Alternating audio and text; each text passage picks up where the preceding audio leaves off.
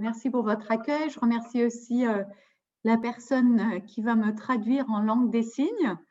Ça me fascine toujours beaucoup. Merci d'avoir prévu cette interprétation.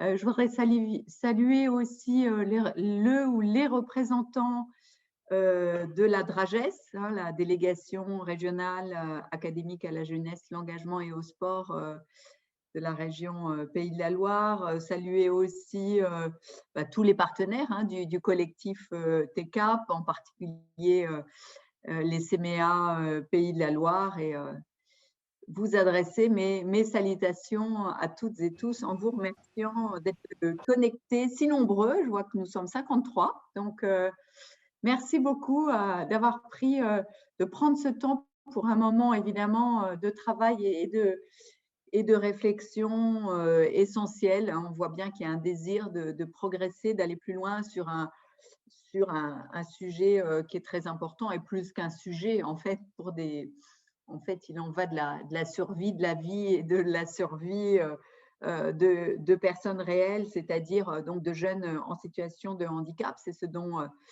il va être discuté sur l'ensemble de ce festival TECAP, cette question de l'accès, entre autres, hein, l'accès au service civique des jeunes en situation de handicap. Et si j'ai bien compris, vous allez porter un coup de projecteur, vous arrêter plus longuement sur la question de l'après-service civique. Alors, peut-être du point de vue de l'agence du service civique, rappeler simplement que depuis 2015, depuis la loi de 2015, il y a eu à peu près 3 lois sur le service civique, hein, 2010, 2015, 2017, parfois des petits compléments réglementaires, mais l'essentiel des lois, voilà, la réglementation est fixée dans 3 lois.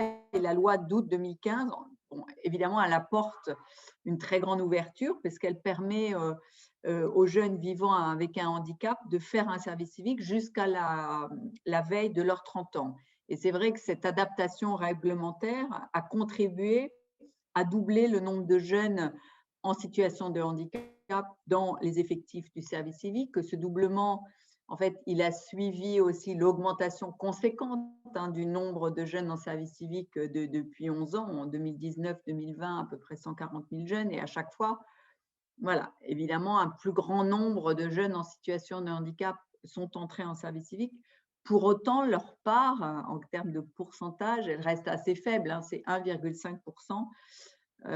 Et c'est évidemment très insuffisant, surtout qu'on voit dans des périodes difficiles comme celles que nous traversons, on voit une forme d'éviction dans l'accès au service civique des jeunes qui sont le plus en difficulté, parce que la situation d'accompagnement des jeunes est évidemment tellement compliquée dans des temps de pandémie qu'il y a une espèce de réflexe d'éviction qui se fait envers les jeunes. Il n'y a pas de discrimination, mais c'est une espèce de réflexe pavlovien pour les organismes d'accueil de dire le monde est tellement compliqué autour de moi que voilà, si j'accueille des profils qui ont besoin de plus d'accompagnement, je ne vais pas y arriver. Donc, il y a vraiment un point d'attention à conserver, en particulier pendant cette période, et de manière générale, hein, pour qu'on augmente considérablement le nombre de jeunes en service civique, le nombre de jeunes porteurs de handicap dans le service civique. Et c'est pour cette raison que l'agence, avec la DRAGES, qui s'appelait jusqu'en décembre dernier la Direction régionale jeunesse et sport des Pays de la Loire, a lancé donc ce projet Cap sur l'engagement, et que pour ce projet, nous avons été accompagnés par un cabinet de conseil, Amios, qui avait pour objectif de nous aider à lever les freins, mais aussi les leviers, à identifier les bonnes pratiques en matière d'accompagnement des jeunes volontaires en situation de handicap. Si le projet en tant que tel, Cap sur l'engagement, il était circonscrit à une période, donc il est clôturé, on peut évidemment saluer, on doit saluer la prise en main par les acteurs de sa continuité, souligner aussi la forte implication des acteurs pour continuer à donner vie à ce projet. Donc, évidemment, parmi les acteurs, il faut citer la DRAGES, je l'ai dit, mais aussi le service public de l'emploi, la GFIP, le FIPHFP, le conseil départemental et bien sûr, évidemment, le collectif TCAP. Et on voit bien hein, en citant donc tous ces acteurs, je pourrais rajouter bien sûr les MDPH, les ULIS, les associations de parents, enfin on voit bien que pour réussir notre entreprise, on a besoin de l'implication et surtout d'une gouvernance multi-acteurs. Et c'est quelque chose qui m'a beaucoup frappée quand je suis arrivée un peu en cours de route en 2019 dans le projet, hein, cette nécessité d'une gouvernance la plus transversale possible et multi-acteurs. C'est pourquoi on l'a élargi au fur et à mesure du projet. Aujourd'hui, ben, le projet Cap sur l'engagement, il est en cours d'essaimage. Hein. Il faut saluer ce qui est fait dans le département de la Sarthe avec les CMA 72 et parallèlement, d'autres expérimentations ont vu le jour dans d'autres régions. Je pense par exemple au projet Handi Civique en Occitanie qui est porté par la Dragesse Occitanie et par l'USCV. Ce projet Handi Civique prend aussi racine en Bourgogne-Franche-Comté. Donc, on voit que grâce au travail très, très professionnel et très enthousiaste aussi des acteurs, ben, peu à peu, notre objectif d'essaimage, il voit le jour. Donc, moi, ce pourquoi je suis là aujourd'hui avec mon collègue Emmanuel Henry, qui suit de très près le projet et particulièrement cette question de l'accès au service civique des jeunes en situation de handicap. C'est pourquoi je suis là pour vous dire en ouverture, ben, d'abord l'importance que l'agence attache à votre projet et à votre entreprise. Vous assurez bien sûr du soutien plein et entier de l'agence du service civique. Alors peut-être deux exemples. Hein, par-delà le travail serviciel que nous essayons de faire en permanence, notamment aux côtés du collectif TCAP, et c'est surtout Emmanuel qui fait ce travail-là. Hein. Qu'est-ce que nous avons fait? Nous avons adressé une communication à toutes les ARS et les MDPH de France et des Outre-mer pour leur présenter les résultats du projet TCAP et surtout les préconisations qui ont été identifiées formulé par le cabinet de conseil Amios dont je vous parlais. Et donc, on a invité par ce courrier ces structures, ARS et MDPH, conformément à leurs prérogatives évidemment, à multiplier leurs efforts pour accompagner les jeunes en situation de handicap à accéder au service civique en renforçant non seulement l'accompagnement, mais l'information et la communication, parce que en fait, beaucoup de choses partent de là. Donc, on a commencé à avoir des retours sur ce courrier hein, qui a circulé très largement et je suis sûre que cette communication en direction des ARS et des MDPH va nous permettre d'aller plus loin. Autre action très concrète que nous avons réalisée, c'est de demander au collectif qui est en charge de l'accompagnement des organismes d'accueil, notamment sur la formation des tuteurs, le collectif Unicité Ligue de l'enseignement, en fait, d'améliorer aussi dans leur formation en direction des tuteurs, d'améliorer cette partie de la formation consacrée à l'accompagnement des jeunes en situation de handicap. Donc ça, c'était vraiment quelque chose qu'il fallait faire et auquel nous attachons grande importance dans la formation des tuteurs. Et ce que nous avons aussi demandé à ce collectif de Unicité Ligue de l'enseignement de faire, c'est bien sûr d'intégrer la suite du service civique dès l'entrée en service civique des jeunes en situation de handicap, parce que ça, c'est vraiment un des freins qui a été identifié et qui existe beaucoup en fait chez les parents, de se dire je vais confier mon enfant pour une expérience qui sera enrichissante, mais qu'est-ce qui va se passer après? Voilà, et ça, c'est vraiment quelque chose que nous dit le rapport Amios et que les témoignages aussi que j'ai entendus de la bouche de parents ou d'organismes d'accueil, oui, on aime bien, mais enfin, comme de toute façon, après, ça va être de nouveau la galère, on hésite un peu à s'engager. Donc, cette question de l'après-service civique, elle doit vraiment être pensée en même temps que l'entrée dans le service civique pour ces publics-là. Voilà, et je crois, pour finir, hein, que ce travail formidable et pas facile que nous menons collectivement, il contribue véritablement à changer le regard de la société sur le handicap et à convaincre les jeunes vivant avec un handicap de leur pouvoir d'agir. C'est un objectif ambitieux, mais qui est, je crois, indissociable de cette politique publique du service civique qui a vocation à être réellement universelle. Eh bien, merci. Merci, Madame Engrand, pour les bases que vous avez posées et le retour un petit peu sur l'action. J'ai juste oublié d'excuser notre collègue Jade Clérici, qui est malheureusement en arrêt maladie, et c'est pour ça qu'on la remplace. On va passer en fait à Monsieur Landry, pour qu'on puisse s'habituer à dire la dragesse et non plus la diabète. Donc, Monsieur Landry de la Dragesse, je vous propose d'intervenir. Alors. Donc, bonjour à toutes et à tous. Merci pour votre invitation. Alors, je vais essayer d'être bref, succinct, concentré, comme vous me le recommandez.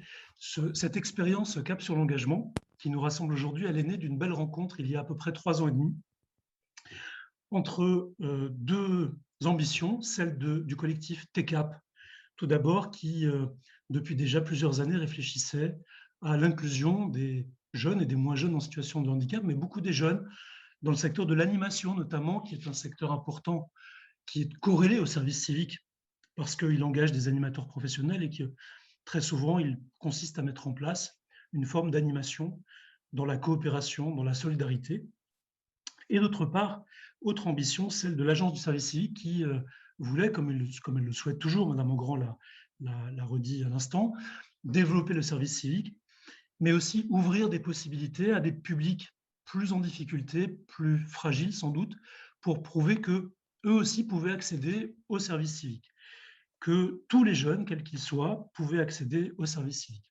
Et l'Agence du service civique s'est appuyée sur notre région pour conduire une opération, piloter une opération avec nous, avec vous, pour la plupart d'entre vous, M. Rabalan en tout cas, et son équipe, afin de développer encore davantage l'inclusion des volontaires en service civique, ou l'inclusion des jeunes qui pouvaient être intéressés par un volontariat en service civique, ce qui n'est pas tout à fait la même chose. Alors, nous avons rassemblé des partenaires déjà existants, bien sûr, autour de TCAP. Autour du conseil départemental, je suis très heureux de voir que Mme Laviolette est là aujourd'hui, parce que le conseil départemental avait aussi un engagement très fort en la matière, et c'est sous les auspices du conseil départemental de la Loire-Atlantique que la rencontre s'est faite et que l'impulsion vraiment initiale, politique, institutionnelle a été donnée à cette démarche.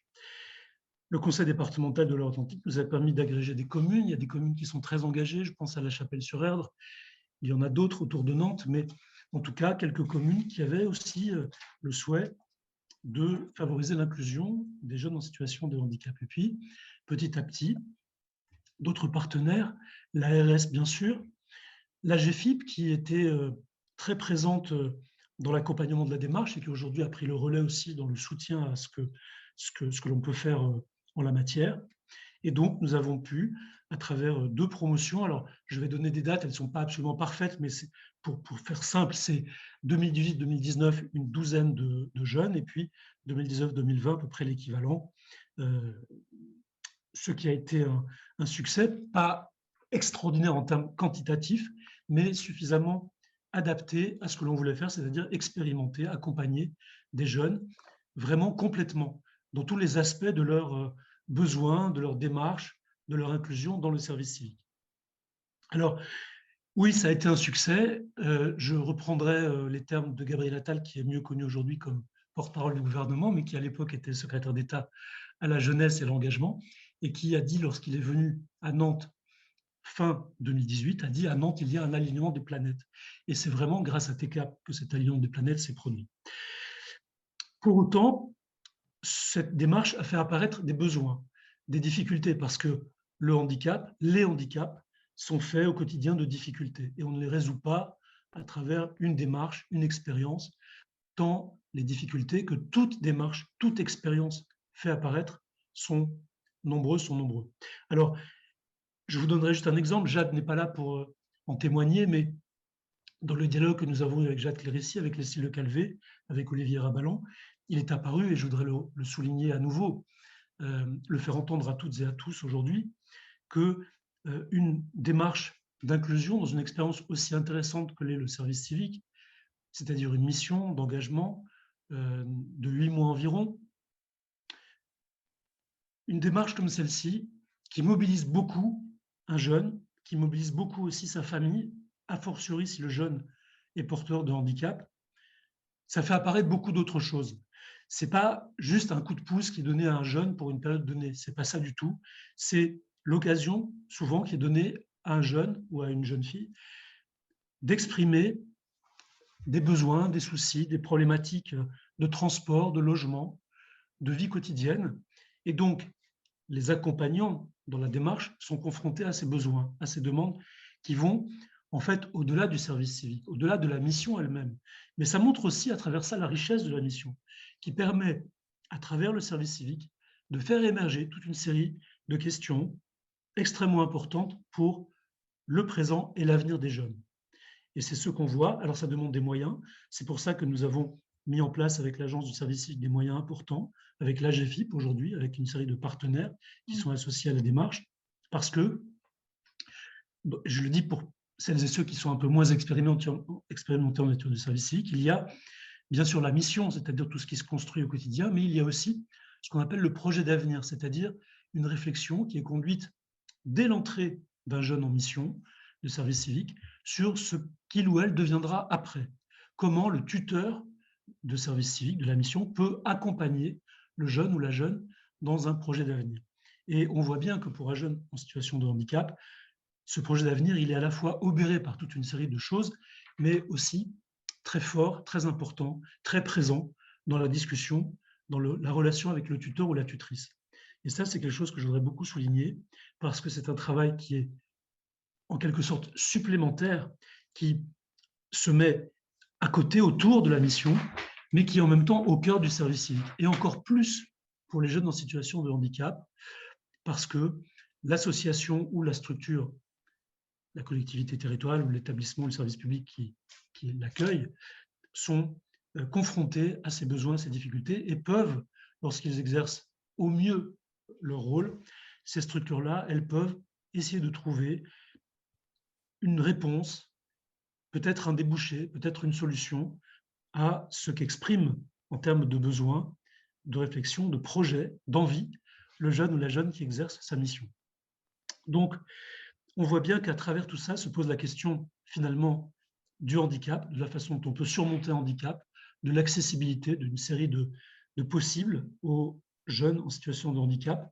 Et c'est pour ça aussi que la démarche, elle est intéressante, parce que bien sûr, ça ouvre le service civique à tous les jeunes, et c'est extrêmement important, ô combien, mais aussi ça permet à des jeunes en situation de handicap, via le service civique, d'accéder à des ouvertures, des possibles, pas encore une fois de manière magique, mais parce qu'il y a autour des jeunes des tuteurs, des associations, des fonctionnaires qui accompagnent et qui ouvrent des portes. C'est, je crois, tout ce qui a motivé les gens qui ont été associés à la démarche, et beaucoup l'AGFIP, que vraiment je remercie très, très sincèrement pour son engagement aujourd'hui, mais beaucoup de nous qui sommes rassemblés pour faciliter ces ouvertures, d'abord vers une mission de service civique, mais au-delà, vers un avenir qui n'est pas simple, mais qu'on peut essayer par quelques coups de téléphone ou quelques entretiens de débloquer comme on le peut. Donc, vous voyez, beaucoup d'enjeux, mais aussi beaucoup de bonheur à faire avancer ces questions-là qui sont importantes pour des situations souvent cachées, souvent méconnues, qui demandent, c'est vrai, du temps, beaucoup d'efforts, beaucoup de disponibilité, mais qui apportent beaucoup de choses à tout le monde au total.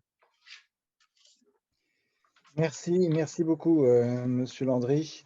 Vous avez effectivement dans votre intervention conjugué effectivement l'enjeu du service civique avec celui tout simplement du parcours de vie, et que dans l'après-service civique, je vois bien, Jade, des soucis avec des jeunes auxquels elle a pu être confrontée, qui sont complètement en dehors de la question du service civique, mais qui sont celles de la relation de couple, celles de l'habitat, celles de la formation forcément, ou celles de l'emploi.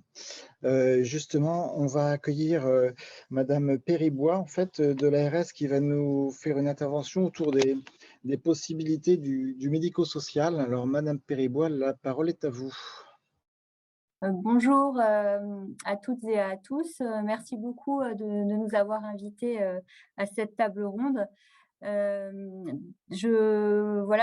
vais être, je peux que m'associer aux propos de Madame Engrand et de Monsieur Landry.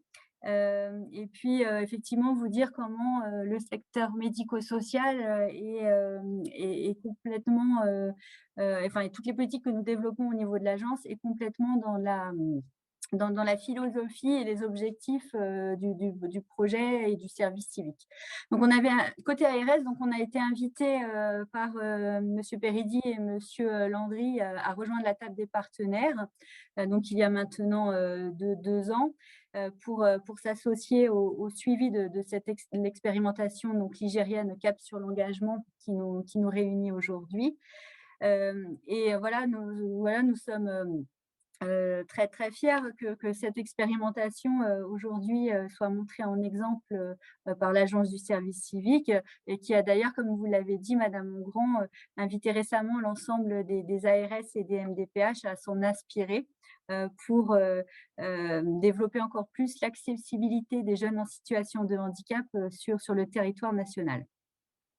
Donc, au-delà de sa participation à la plateforme citoyenneté, engagement, emploi, l'agence régionale de santé a un rôle à jouer pour contribuer sur son propre champ de compétences à promouvoir le service civique auprès des jeunes en situation de handicap et plus particulièrement ceux qui sont accueillis par les établissements et les services du médico-social pour dépasser les freins à l'engagement et encourager les jeunes, mais aussi les familles et les professionnels qui les accompagnent à penser le service civique comme un champ des possibles et surtout montrer que ces jeunes sont capables et peuvent apporter de nombreuses richesses à ceux qui les accueilleront et qui leur feront confiance. Alors concrètement, quel va être donc le rôle de l'ARS et de toutes les ARS sur le territoire national? Donc c'est bien de faire la promotion du service civique, de faire connaître le service civique donc auprès des établissements et des services accompagnant les jeunes en situation de handicap. Et puisqu'en fait, quand on parle avec nos partenaires et les associations, encore trop de professionnels aujourd'hui savent que le service civique est envisageable jusqu'à l'âge de 30 ans pour les jeunes en situation de handicap, que l'indemnité perçue est cumulable avec l'allocation adulte handicapé ou que le volume horaire est adaptable. En deuxième point, vous avez parlé tout à l'heure de projets de vie et je crois que c'est vraiment le cœur aussi du service civique pour être une marche dans la construction de ce projet de vie, puisque c'est une expérience, le service civique, une expérience inclusive qui permet aux jeunes de s'immerger dans une association ou dans un service public et qui permet vraiment de prendre confiance, que les jeunes puissent prendre confiance, qu'ils puissent développer leur réseau social ou professionnel, d'essayer de confirmer des vocations qu'ils pourraient avoir ou d'affiner une orientation professionnelle. Et puis, comme je disais, de se sentir utile et reconnu en tant que citoyen. C'est bien tout l'objet des politiques, de toutes les politiques du handicap aujourd'hui. Donc, les professionnels des établissements et services médico-sociaux doivent donc pouvoir informer, préparer, accompagner, capitaliser sur le service civique auprès des jeunes qu'ils accompagnent. Et puis, cela répond complètement aussi aux aspirations des jeunes d'aujourd'hui, qui, grâce au progrès de l'école inclusive, voient désormais, et c'est tout à fait légitime, de plus en plus leur avenir d'adultes dans le milieu ordinaire et non plus uniquement dans le milieu spécialisé comme il y a 20 ans ou 30 ans. Et c'est pourquoi aussi que dans la suite du service civique évoqué, tous les dispositifs d'emploi accompagné que nous développons également peuvent être des suites logiques au service civique, puisqu'ils permettent, là encore, un double accompagnement professionnel et médico-social à des jeunes en situation de handicap. Bref, je ne veux pas être plus long, mais pour toute cette raison, je voudrais vraiment insister sur le fait que le service civique est pour les ARS donc une passerelle importante vers le milieu ordinaire de travail et le chemin de l'autonomie, et à laquelle nous croyons beaucoup, et nous restons bien entendu à vos côtés, hein, au niveau du territoire ligérien, pour amplifier le service civique sur tous les territoires, mais également partager cette expérience avec les autres ARS. Merci beaucoup. Merci Madame Péribois. C'est vrai que les ARS se trouvent à une charnière en fait, hein, sur le lien avec les structures du médico-social, qui est dans l'étude qu'on avait faite en 2014, qui représentait aussi un frein sur le fait qu'effectivement ce dispositif était peu connu par les structures du médico-social. Et puis la deuxième étape, après être reconnu, c'est que les professionnels puissent intégrer la question du dispositif du service civique dans leur pratique professionnelle et dans leur organisation, pour effectivement détacher des jeunes sur une mission de service civique, et même des jeunes en situation de handicap qui sont dans des ESAT, puisque vous l'avez dit, c'est ouvert jusqu'à 30 ans et c'est adaptable dans la modularité, et du coup on peut être à mi-temps en ESAT et à mi-temps en service civique. Donc effectivement c'est un très gros enjeu pour nous d'avoir des liens partenariaux, parce que vous êtes aussi l'interlocuteur des structures du médico-social, et c'est important de pouvoir communiquer auprès d'elles par rapport à ça. Merci à vous. Nous allons accueillir Frédéric Vernon de l'AGFIP, et du coup qui va plus parler parler des aides mobilisables avec aussi sa collègue du FIPHFP, Delphine Belgrade. Mais je vous laisse la parole, Monsieur Vernon, dans un premier temps. Bonjour à tous, merci de votre participation nombreuse. Alors avant de présenter ce que nous on peut faire, je voulais juste rebalayer un petit peu le panorama de notre positionnement vis-à-vis du service civique. Le service civique, c'était un petit peu une nouveauté pour nous, puisque nous intervenons sur le champ professionnel uniquement. Or, le service civique, ce n'est pas un contrat de travail, hein, c'est une mission, et qui obéit à des statuts un peu particuliers. Et donc, il a fallu que notre conseil d'administration fasse bouger un peu le curseur chez nous pour qu'on puisse intervenir auprès des jeunes en service civique et des structures d'accueil. Alors, nous, à GFIP, nous intervenons dans le secteur privé uniquement, et pour les jeunes qui font des missions de service civique dans le secteur public, ça sera plus ma collègue Delphine Bellegarde-Rieux qui présentera les aides possibles. En tout cas, lorsqu'on avait été invité par le collectif TCAP au comité de pilotage de l'expérimentation CAP sur l'engagement, on avait été franchement conquis et passionnés par ce qui se faisait. Nous, on fait bien évidemment un parallèle avec un parcours professionnel, et pour les jeunes, on va faire un peu le parallèle avec ce qu'on fait dans le domaine de l'apprentissage. Juste pour information, le dispositif apprentissage que nous avons dans les Pays de la Loire est un des plus aboutis au niveau national et qui accueille le plus de jeunes en situation de handicap. Donc, on a quand même une certaine expérience de l'accompagnement des jeunes, forcément une expérience de l'accompagnement des personnes en emploi. Et on s'est dit très rapidement que le service civique pouvait bien évidemment constituer une étape dans ce parcours d'insertion professionnelle. Alors bien évidemment, ça va éclairer des choix de vie, ça a bien été rappelé. Moi, je ne vais pas jusque-là, on se contente du champ professionnel, et c'est déjà pas mal. Sur le champ professionnel, donc, ces expériences vont permettre aux jeunes de découvrir des milieux, de découvrir les contraintes, l'environnement d'un milieu de travail. Peut-être pouvoir dire, ben, à travers ce que j'ai découvert là, j'ai acquis des compétences que je pourrais transférer autrement.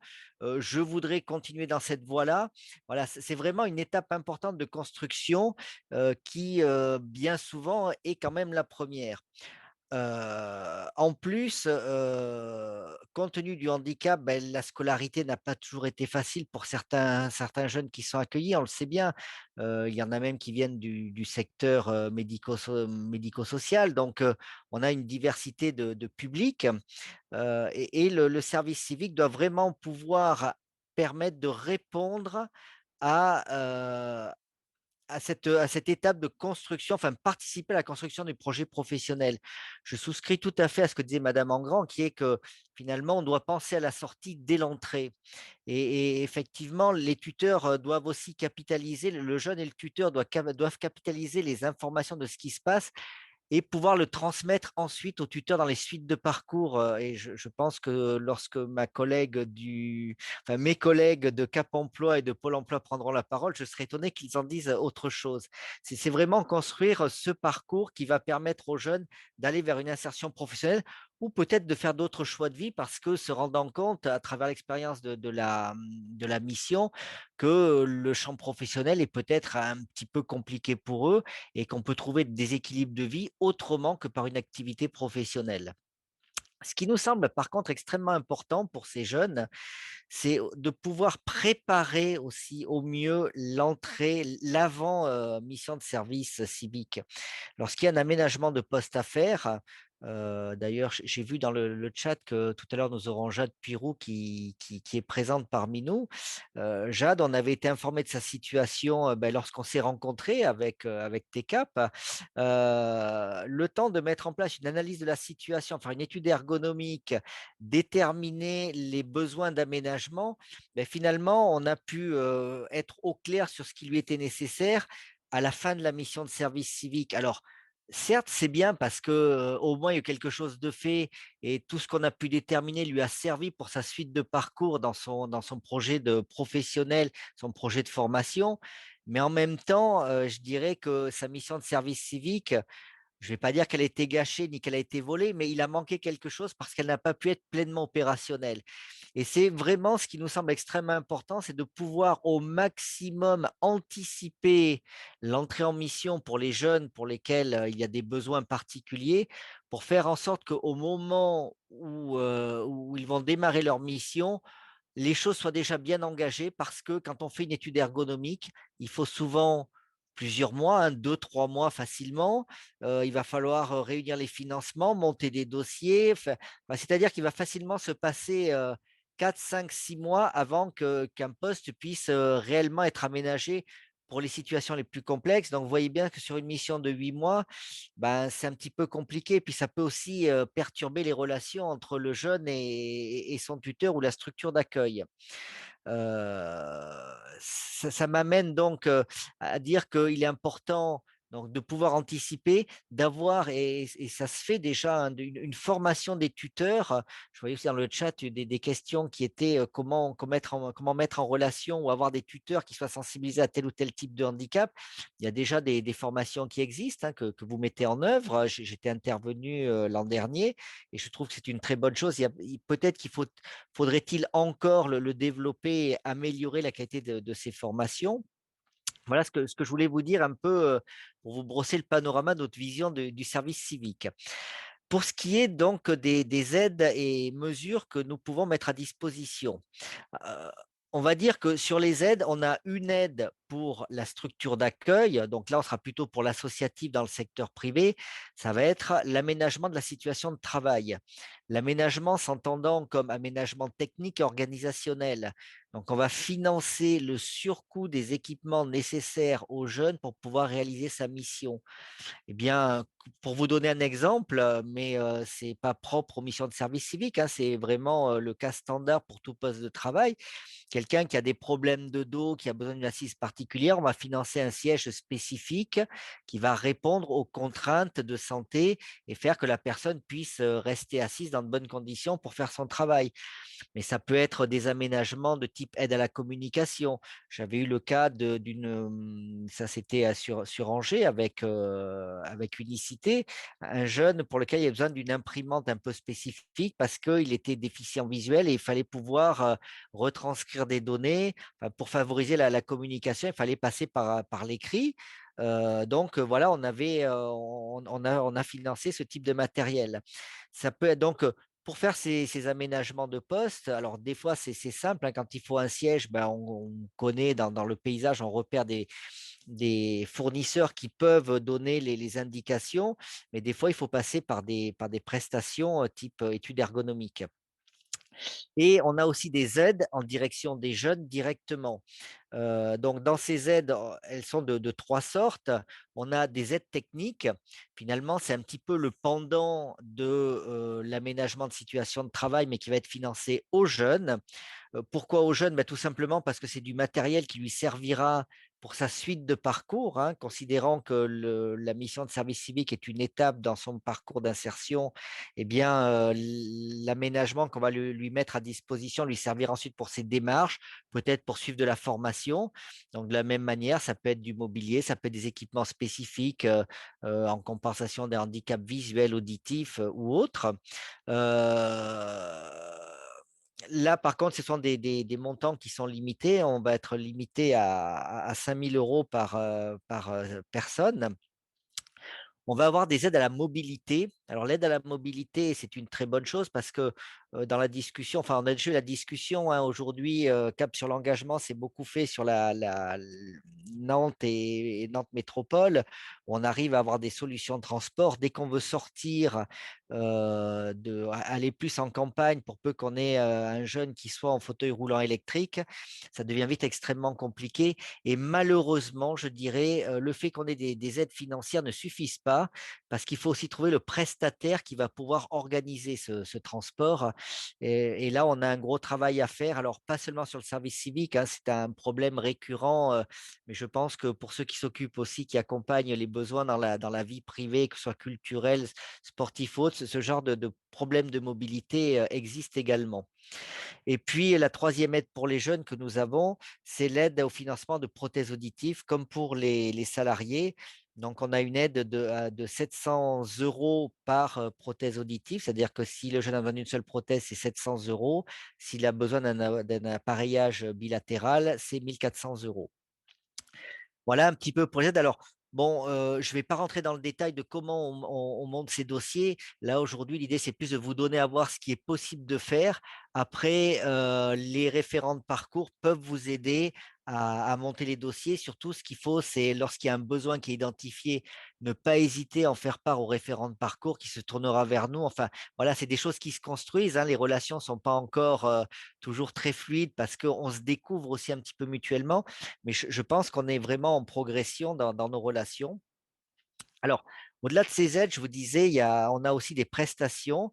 Alors, ces prestations, elles sont communes au FIP et à la GFIP, parce que ça n'avait pas beaucoup de sens qu'on développe chacun notre réseau, notre offre de services. Donc, on a une offre de services commune que nous cofinançons à hauteur de notre consommation. C'est-à-dire que quand ça va vers le secteur privé, c'est la GFIP qui finance. Quand ça va vers le secteur public, c'est le FIP qui finance. Donc, on s'est réparti la présentation avec Delphine Bellegarde-Rieux. Moi, je vais vous parler juste des études ergonomiques, ce qu'on appelle les EPAST, études préalables à l'aménagement et l'adaptation de la situation de travail. C'est-à-dire que c'est un regard un peu à 360 degrés sur la situation. On va prendre en considération les conséquences du handicap. On va regarder les tâches à accomplir durant la mission et on va concevoir une solution permettant aux jeunes ou aux salariés, d'ailleurs aux salariés lambda, d'effectuer au mieux sa mission en compensant au plus le handicap. Donc ça va être du matériel bureautique, ça peut être la mise en place de tutorat, une organisation particulière du travail, de la mission. Voilà, tout ça c'est possible. Alors ça, ce sont des aides qui doivent être prescrites. Ce sera nous qui serons prescripteurs. Et là, il faut se tourner vers les référents de parcours pour nous solliciter. Alors maintenant, Jade Clérici, et je ne vais pas dire qu'elle est parfaitement au fait, mais on en a fait plusieurs et elle sait faire. Monsieur Les collègues. Vernon, Oui. vous pouvez expliquer un petit peu ce que c'est qu'un référent de parcours et puis comment ça marche? Alors, le référent de parcours, ça va être, c'est la personne, on va dire, qui accompagne le jeune au préalable de sa mission de service civique, et puis qui alors peut-être ça peut être quelqu'un du SPE, hein, ça peut être un collègue de Cap Emploi, d'une mission locale de Pôle Emploi, mais ça peut être aussi quelqu'un d'un établissement médico-social qui ensuite passera les informations pour la suite de parcours. Voilà, c'est ça que j'entends par référent de parcours. Ça peut être aussi les tuteurs, hein, puisque certains tuteurs bon, commencent à avoir un peu d'expérience et puis ils communiquent entre eux ou ils se tournent aussi vers Jade pour avoir des informations. Donc là, effectivement, aujourd'hui, c'est un petit peu en construction, on n'a pas des gros volumes. Et je dirais heureusement parce que ça prend beaucoup de temps. On est étant en phase de découverte et d'apprentissage, ben forcément, une situation, c'est pas toujours simple à accompagner et bien savoir comment il faut faire respecter un certain nombre de circuits. Mais bon, on y arrive et je dirais qu'on avance en marchant. Aujourd'hui, voilà ce qu'on arrive à faire. Moi, je suis très optimiste. Ce que je vois aussi et qui me semble aussi extrêmement important, c'est la suite de parcours, c'est-à-dire que tout ce qui a été capitalisé pendant la mission de service civique, elle doit suivre le jeune dans sa suite de parcours et être transmise aux collègues du SPE par la suite, ben, parce qu'il y a des expériences fortes. On a déjà identifié pas mal de choses sur ce que le jeune sait faire, aime faire, peut faire, et ça va aider à déterminer un projet professionnel ou à affiner le projet professionnel. Et ça, c'est fondamental dans l'accompagnement de ces jeunes. Voilà, j'irai pas plus loin parce qu'avec 10 minutes, je pense que j'ai déjà dépassé. Donc, Oui, je vais laisser la place au suivant. Merci à merci. tous pour votre attention. Et puis après, on pourra échanger lors du question-réponse. Merci, Monsieur Vernon. Vous avez dépassé, mais parce que c'était dépassable dans le sens où, effectivement, la GFIP est très impliquée maintenant dans le dispositif du service civique et c'est une vraie opportunité. C'était aussi un frein qui avait été émis depuis le début. Et du coup, voilà, le pendant de la GFIP, c'est le FIPHFP, donc avec Madame Delphine Belgrade à qui je vais donner la parole. Donc, Madame Belgrade. Oui, bonjour, je suis Delphine Bellegarde-Rieux, DTH, directrice territoriale au handicap pour le FIPHFP. Alors, ça fait beaucoup de lettres, donc je vais vous développer l'acronyme, comme ça tout le monde saura en quoi consiste le FIPHFP. C'est le Fonds pour l'insertion des personnes handicapées dans la fonction publique. J'ai remarqué qu'il y avait beaucoup d'employeurs publics présents à ce webinaire ou à cette table ronde. Donc, je suis ravie que vous soyez là. Je sais que vous êtes engagé dans l'insertion et le maintien dans l'emploi. Quelle est la mission du FIPHFP? De la même façon que la GFIP va accompagner l'insertion et le maintien dans l'emploi des salariés dans le secteur privé, le FIPHFP va faire la même chose, mais pour le secteur privé, les trois versants de la fonction publique, donc l'État, la territoriale et l'hospitalière. Donc, en fait, tous les employeurs publics peuvent mobiliser les aides et accompagnements du FIPHFP, qu'ils soient ou non conventionnés. Et puis, pour tous les agents qu'ils accueillent en leur sein, et également pour les personnes en service civique, même s'ils n'effectuent que des missions, ils ne sont pas réellement employés par l'employeur public, mais ils exercent des missions en leur sein. Donc, tous les employeurs publics peuvent mobiliser les aides et interventions du FIPHFP, soit par la e-plateforme qui leur est dédiée, dans la limite d'intervention du FIPHFP de 40 000 € par an et par employeur, soit via une convention, où là, on va travailler un petit peu plus avec l'employeur sur qu'est-ce qu'il souhaite développer en son sein et au sein de sa structure pour développer une politique RH inclusive beaucoup plus poussée, que ce soit sur le recrutement, sur le maintien ou encore sur la sensibilisation et la communication des acteurs, que ce soit pour les agents ou pour les managers de l'employeur. Il y a de nombreuses aides qui sont toutes listées au catalogue. Je vais vous en citer quelques-unes avec un focus sur quelles sont les fiches présentes au catalogue.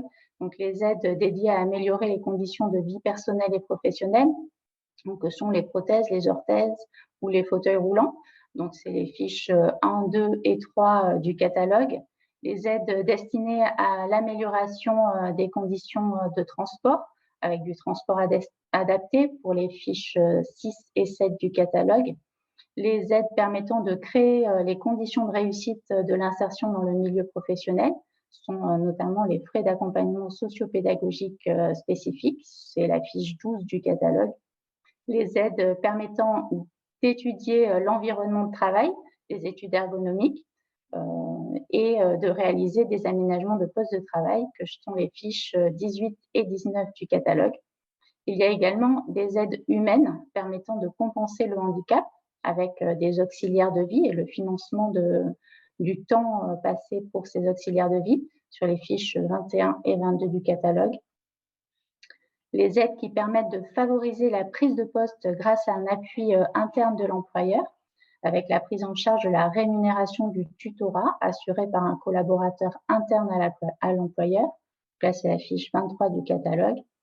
Les aides spécifiques nécessaires pour les personnes en situation de handicap présentant une déficience auditive ou visuelle. Donc, c'est notamment l'interprétariat en langue des signes. Et puis les codeurs également. Donc ça, c'est la fiche 24 du catalogue. Et les aides visant à accompagner les personnes en situation de handicap psychique, mental, cognitif, dans une approche globale, médicale, professionnelle et sociale. C'est la fiche 25 du catalogue. Et les aides qui permettent d'accompagner les personnes dans l'utilisation de matériel destiné à compenser leur handicap. Là, il s'agit de la fiche 30 du catalogue. Il y a également des formations spécifiques. Donc, on va prendre en charge une partie des surcoûts pédagogiques ou des surcoûts de frais de déplacement pendant la formation dans la fiche 32 du catalogue. Donc, ces aides sont mobilisables par l'employeur pendant toute la durée de la mission de service civique. Comme le disait Frédéric tout à l'heure de la GFIP, nous, ce qu'on souhaite, c'est la sécurisation des parcours. Donc, plus on anticipe les situations, plus on crée les conditions optimales d'intégration et d'inclusion du jeune, et plus il va être capable de mettre en lumière toutes ses compétences auprès de son nouvel employeur, ou en tout cas de la structure d'accueil. Donc ça, c'est très important de pouvoir anticiper. Sur les prestations, Frédéric vous a parlé tout à l'heure des EPAST, donc études préalables à l'adaptation et l'aménagement des situations de travail. Je vais vous parler des PAS, des prestations d'appui spécifiques, qui sont donc sur différents types de handicaps. Tous les handicaps, presque tous, sont couverts par ces prestations d'appui spécifiques. Donc le handicap moteur, le handicap visuel, auditif, mental, le handicap psychique et le handicap cognitif, qui va comprendre notamment, je vais développer un petit peu le cognitif, les troubles du spectre de l'autisme, les troubles 10, tous les troubles 10, les troubles liés à une lésion cérébrale, notamment suite à un accident, par exemple. Donc, les prestations sont délivrées sur l'ensemble du territoire national. Elles sont réalisées par des prestataires spécialisés et retenus et financées par l'AGFIP et le FIPHFP au niveau régional. Donc, ces prestations en fait permettent la mise en œuvre d'expertises de conseils et de techniques par rapport au mode de compensation. Elles permettent de répondre à des besoins en lien avec les conséquences du handicap de la personne. Et elles permettent, dans des situations identifiées par les prescripteurs ou les référents de parcours dont on vous a parlé, de pouvoir faire un appui spécifique et pouvoir bien apporter les aides nécessaires à la compensation du handicap de la personne. Je ne vais pas aller plus loin sur les prestations d'appui spécifiques. Ce qui était intéressant aussi dans la sécurisation des parcours, c'est que vous avez aussi une plateforme qui a été créée par la CNSA et la Caisse des dépôts qui s'appelle Mon Parcours Handicap, qui permet à chaque personne en situation de handicap et à ses accompagnants de pouvoir voir sur différentes typologies et tout au long de la vie de la personne qui sont les contacts territoriaux sur lesquels s'appuyer pour le transport, pour l'école, pour les loisirs, pour toute la vie de la personne. Donc ça, c'est une plateforme qui a été lancée l'année dernière au mois de mai, donc elle aura bientôt 1 an. Il ne faut pas hésiter à aller sur Mon Parcours Handicap pour avoir plus d'informations. Et puis, tout à l'heure, je voyais l'affiche derrière Leslie qui est pour tous, handicap ou pas, avec un point d'exclamation. Voilà notre rôle à la GFIP et au FIPHFP, je vais y arriver. Si même moi je bug sur le mot, ça va pas, sur l'acronyme, ça va pas aller. Donc pour le fond d'insertion des personnes handicapées dans la fonction publique. Voilà, c'est un slogan qu'on peut s'attribuer aussi, parce que nous sommes là pour accompagner toutes les personnes et tous les employeurs pour l'inclusion des personnes en situation de handicap dans le monde du travail. Merci beaucoup. Une petite question, Madame Bellegarde, pour savoir où se procurer ce catalogue dont vous parlez, hein, où il y a des aides. Est-ce qu'il est accessible quelque part? Oui, bien sûr, il est accessible sur le site du FIPHFP, fiphfp.fr, et vous allez sur l'onglet employeur et vous verrez le catalogue des aides et prestations. D'accord. Sinon, je suis joignable si vous avez besoin. Merci beaucoup. Effectivement, je vois le message de Jade Puirou, qui a fait partie d'une jeune accompagnée dans le cadre de la démarche Cap sur l'engagement, du projet Cap sur l'engagement, et où effectivement qui mentionne que même si effectivement ces aides existent et qui sont accessibles pour les personnes qui feront un service civique, c'est un premier pas qui est très intéressant. Après, c'est vrai qu'elle mentionne que ça a pris 4 mois pour elle et beaucoup de papiers à faire. C'est vrai que ça nécessite, comme vous le disiez, d'anticiper et même peut-être même avant de commencer le service civique, de pouvoir même commencer à travailler cette situation d'adaptation, parce qu'effectivement, quand elle est travaillée dès le début du service civique, on se prend du temps de retard. Donc effectivement, c'est aussi peut-être un point de vigilance pour certaines situations de handicap, d'avoir notre candidat 6 mois avant. Ça permet aussi de mettre en place en amont les papiers. Alors, juste avant de passer la parole aux personnes autour de l'emploi, juste par rapport à ces papiers-là, un témoignage aussi, c'est qu'on n'en a pas encore parlé, un acteur du service civique, du dispositif aussi, qui représente un élément important, ce sont les parents. Pour tous les jeunes qui ne sont pas forcément dans le circuit du médico-social, du secteur du médico-social. Et c'est vrai que des papiers à faire par rapport aux adaptations, par rapport à des demandes et autres, ça peut être aussi un peu lourd par rapport à certains parents. Et c'est aussi ça a été aussi le travail d'accompagnement de Jade par rapport justement à ces parents qui sont un peu sous l'eau parfois et qui ont un travail à côté parfois aussi. Et voilà, c'est aussi quelque chose auquel il faut avoir un peu de vigilance. Alors, c'est vrai que le service civique, ça n'inclut pas forcément de l'emploi derrière. C'est bien si ça se fait. Ça peut être de la formation, ça peut être aussi une mission d'utilité publique dans une association quand la question de l'emploi n'est pas possible. Mais là, en l'occurrence, on va parler de l'emploi avec à la fois avec le Cap Emploi et puis avec Pôle Emploi. Donc, je vais laisser Madame Violaine Vigneron parler dans un premier temps, et puis ensuite on aura Monsieur Delumeau. Madame Vigneron, si vous voulez intervenir, la parole est à vous. Bonjour à tous. Alors avec Monsieur Delumeau, on avait envie de vous faire plutôt une intervention à 2 voix, puisque aujourd'hui on est vraiment sur un accompagnement des demandeurs d'emploi par le service public de l'emploi, qui est représenté aujourd'hui par Pôle Emploi et par Cap Emploi. Donc peut-être si je commence moi par la présentation de Cap Emploi en général, il faut savoir qu'au niveau, c'est une offre de service nationale qui est pilotée par un réseau national de 98 structures, hein, avec un pilotage État, AGFIP, FIP et Pôle emploi. On est vraiment sur une offre de service nationale, et au niveau départemental, il y a à minima une structure par département.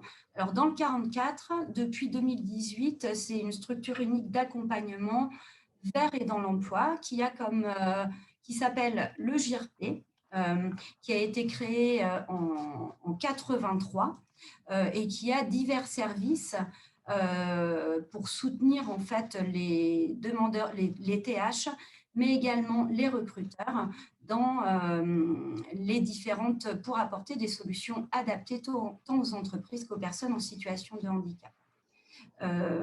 L'objectif de Cap Emploi 44 et de l'offre de service Cap Emploi, on est vraiment sur prévenir la désinsertion professionnelle. Et c'est avant tout un service gratuit à destination des personnes handicapées et des employeurs, qu'ils soient publics ou privés. Il faut savoir que Cap Emploi, ce sont des conventions de 5 ans qui sont renégociées tous les 5 ans et qu'actuellement, on opère un rapprochement avec Pôle emploi. Je vais donc laisser la parole à Monsieur Delumeau sur la présentation de Pôle emploi. Merci Violaine. Bonjour Monsieur Delumeau, de direction territoriale de Pôle emploi. Donc je suis sur le 44, mais je parle au niveau de la région, il n'y a aucun souci. Donc effectivement, je voulais juste rappeler, comme le disait Madame Engrand, qu'il était important à nos yeux de démarrer au plus tôt l'accompagnement de ces jeunes en service civique afin qu'ils n'arrivent pas à l'issue du service civique sans avoir travaillé leur projet et sans avoir quelques pistes à minima d'action ou d'opération à mettre en œuvre, si ce n'est pendant le service civique, en tout cas sitôt le service civique terminé. Donc, comme vous le disiez à l'instant, les uns et les autres, on œuvre au sein du service public de l'emploi, qui représente l'État de fait, Pôle emploi, les missions locales, qui sont un service qui est dédié aux jeunes de moins de 26 ans, et puis Cap Emploi qui intervient sur le volet handicap. Aujourd'hui, les missions de Pôle emploi, j'en ai 3 décisions essentielles. La première, c'est d'accueillir et d'accompagner les personnes en demande d'emploi, ce quelle que soit leur situation. On n'est pas sur une typologie de public. Pôle emploi va accueillir tout public. Cap Emploi va accueillir des personnes qui ont une reconnaissance handicap. Pôle emploi va accueillir des jeunes, des seniors, des personnes handicapées, des bénéficiaires du RSA. Donc aujourd'hui, un public en service civique, il doit éventuellement s'inscrire au sein de Pôle emploi dans le cadre de ces démarches de recherche d'emploi, parce qu'on aura plein de services à lui proposer. En parallèle, on ne travaille pas que sur la demande d'emploi, on va travailler aussi sur le champ de l'entreprise. Donc notre second objet, c'est de prospecter l'entreprise et de mettre en relation ces mêmes entreprises, leurs besoins, avec les demandeurs d'emploi qu'on a en fichier. J'en parlerai tout à l'heure, mais à ce titre, il est important que les demandeurs d'emploi qui font un service civique et qui vont de fait acquérir des compétences, des savoir-faire, savoir-être, les déclarent dans leur dossier, puisque nous, on va pouvoir travailler sur ces savoir-faire, savoir-être. Ils n'auront pas forcément la compétence pour exercer un métier, mais ils auront plein de savoirs, plein de compétences, une posture qu'ils auront acquise dans le cadre du service civique. Et nous, on pourra travailler là-dessus, aussi bien Cap Emploi que nous-mêmes Pôle emploi, pour derrière les emmener vers l'emploi, vers la formation, vers une activité. Et puis la troisième partie importante de Pôle emploi, c'est d'indemniser les ayants droit. Donc des jeunes qui seraient en service civique verraient leur allocation suspendue pendant le service civique, mais ils récupéreraient cette allocation à l'issue, allocation qui leur permet d'avoir un matelas financier pour réaliser leur démarche. Voilà ce que je voulais dire sur les grands sujets de Pôle emploi. Concernant l'offre de service, je ne vais pas vous la détailler aujourd'hui parce que ça va être trop compliqué et trop chargé. Donc, je vais juste vous dire qu'on a une offre de service qui peut aider le jeune à l'orientation, des prestations d'évaluation pour qu'il se connaisse mieux ou qu'il se mette en situation de travail, donc qu'il sécurise en fait son parcours.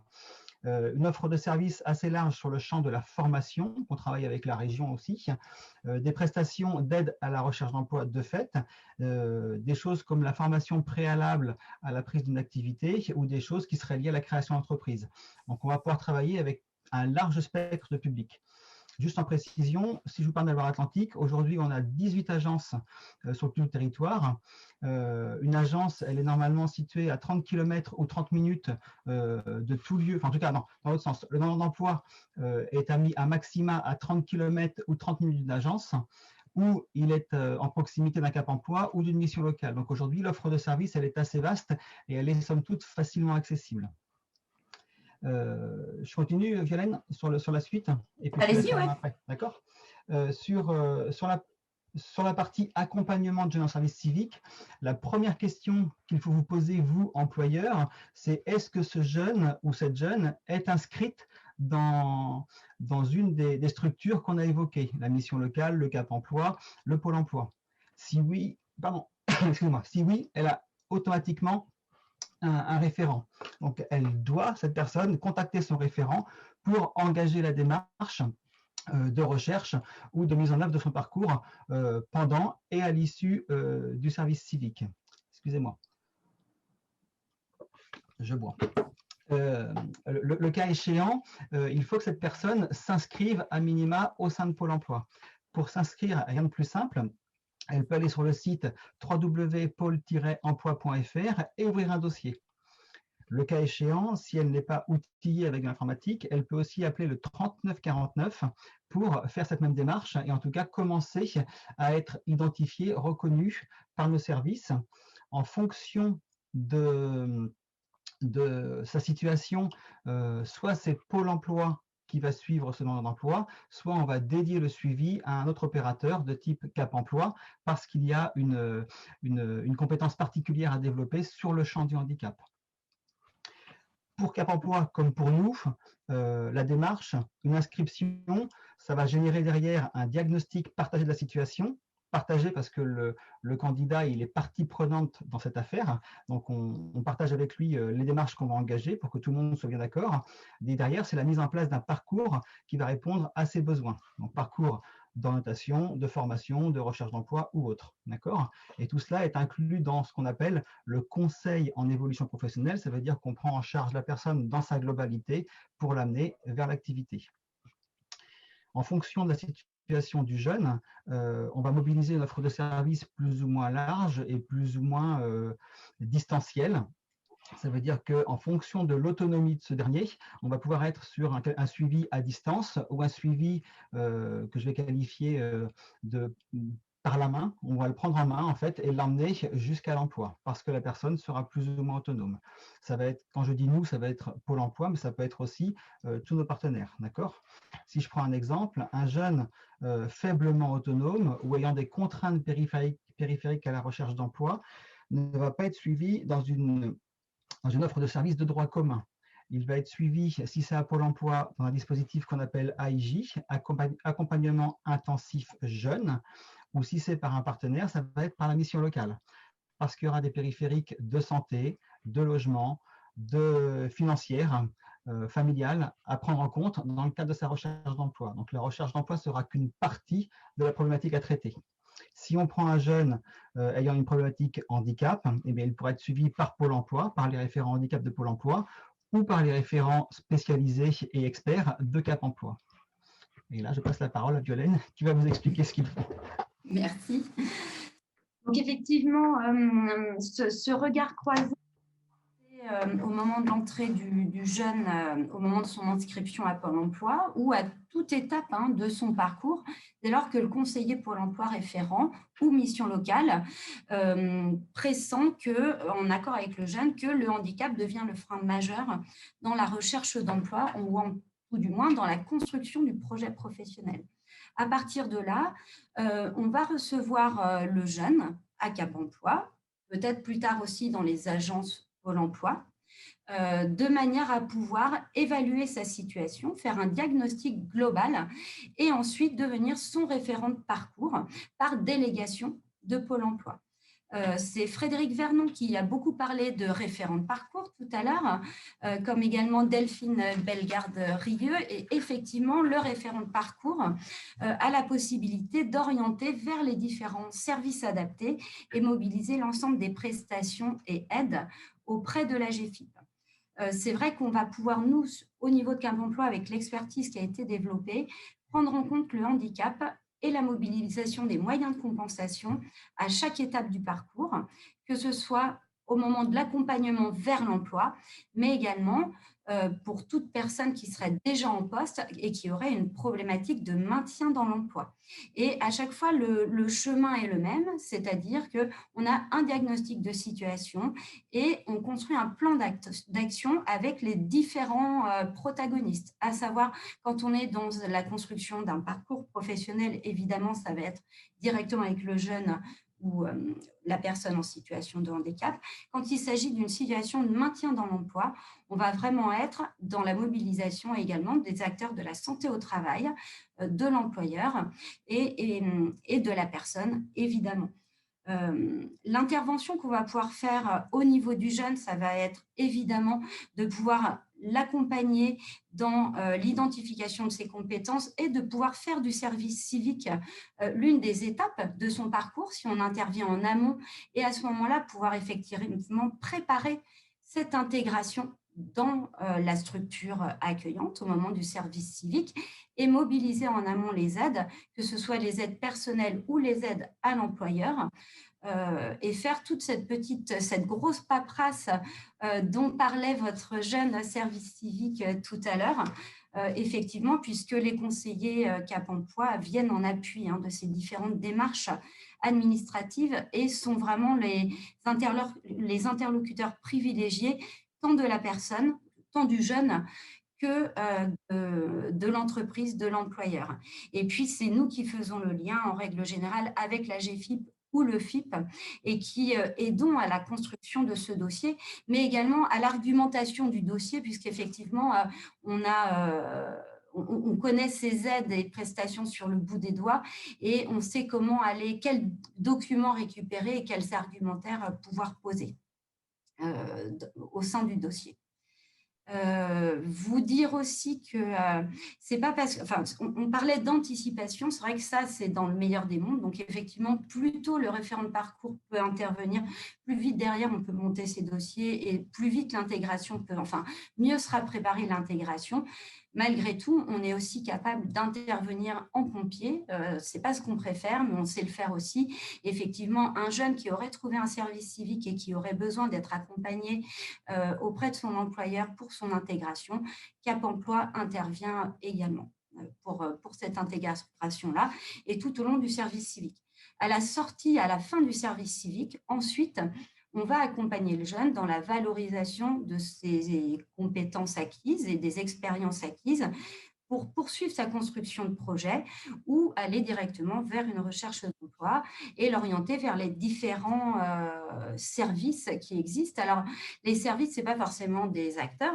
On a tout ce qui est outils, ressources, comme peuvent être le site de Pôle emploi, comme l'est également l'Emploi Store. Nous, on va aussi beaucoup on peut aussi beaucoup parler du site de Cap Emploi, puisqu'on a un site dédié où les employeurs comme les personnes peuvent retrouver toutes les aides à leur disposition, les différentes modalités d'accompagnement, mais également retrouver les offres d'emploi pour leur recherche d'emploi. Et puis, concernant les jeunes, moi, j'avais aussi envie d'attirer l'attention sur le site Un jeune, une solution, qui aujourd'hui, dans le cadre du plan de relance, est un site incontournable pour les jeunes de moins de 30 ans dans leur construction de projets professionnels et dans leur recherche d'emploi après. Merci beaucoup pour vos interventions.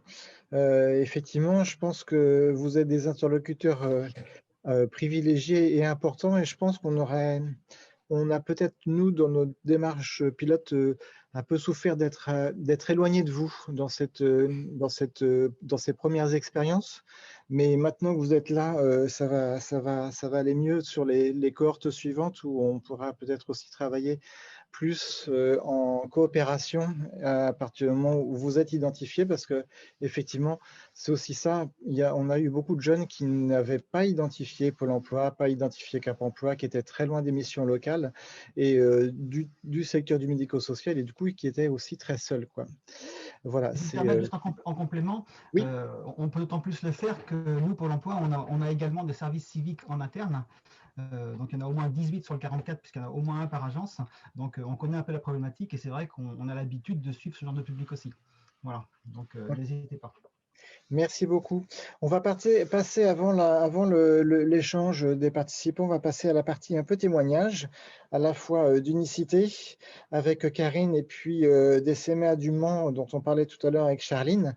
Donc, je laisse la parole à Karine pour un témoignage sur l'expérimentation de service civique de jeunes en situation de handicap pour Unicité. Merci beaucoup. Donc moi, je m'appelle Karine Sebsadji, je suis chargée de mission service civique à l'association Unicité. Unicité qui est une association créée il y a 25 ans, qui est pionnière dans dans l'accompagnement des jeunes en service civique, avec une particularité, puisque l'essence même de notre association, quand elle a été créée, c'est de permettre à des collectifs de jeunes de pouvoir s'intégrer et vivre cette mission de service civique, mais toujours en collectif.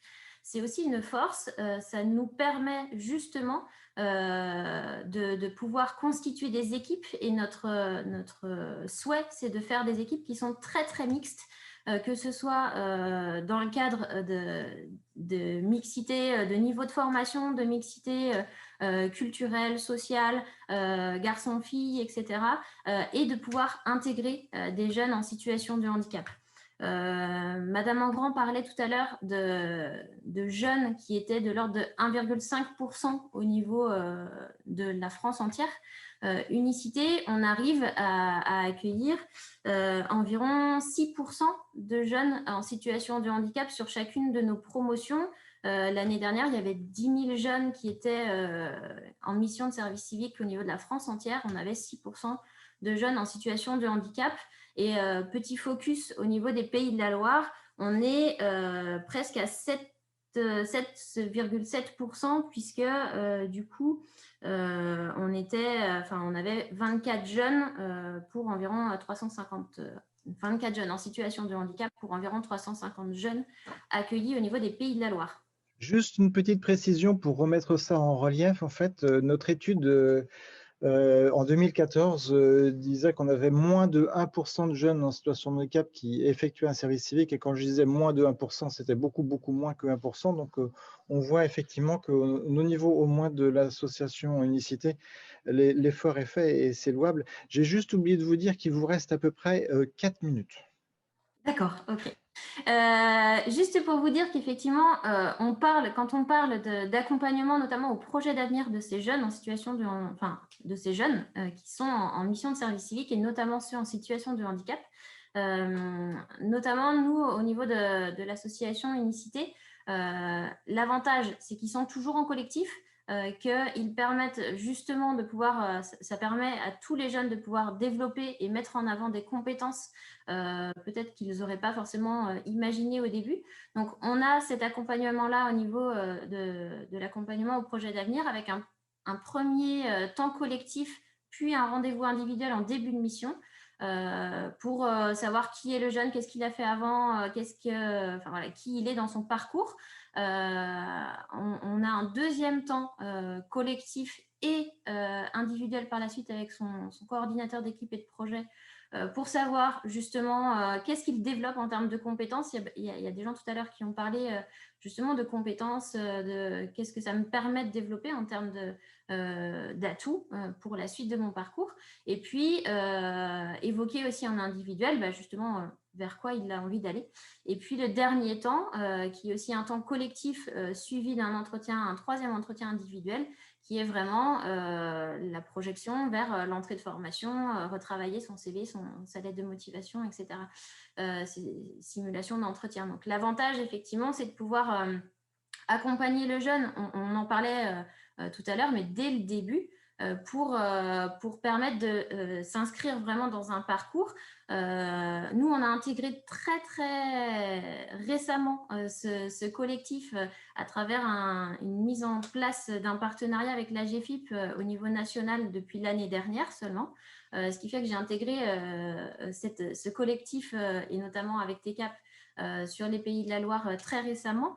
Donc, on n'avait pas forcément toute la connaissance de ça, de ce qui pouvait être mis en place. On l'a découvert cette année avec la GFIP, et notamment M. Vernon a donné des exemples de demandes de financement et d'outils qu'on a pu solliciter pour accompagner nos jeunes cette année. L'idée, c'est de pouvoir justement se baser sur les référents de parcours. Et autant on a des premiers référents, et je pense qu'il y a encore du travail à faire, notamment en lien avec Cap Emploi, etc., Nous, on a aussi beaucoup tissé de liens, et notamment mes collègues coordinateurs d'équipe et de projet ont beaucoup tissé de liens avec notamment des référents quand on avait, par exemple, une personne qui venait de l'Institut Montéclair parce qu'elle avait des difficultés au niveau de la vision. Et ben, on essayait de mettre en place aussi avec son référent la personne qui la connaissait bien, quels sont ses atouts, ses difficultés, comment est-ce qu'on peut l'accompagner au mieux pour que le jeune réussisse sa mission au maximum. Et c'est aussi vraiment cette notion de travail en réseau qui est hyper importante pour nous.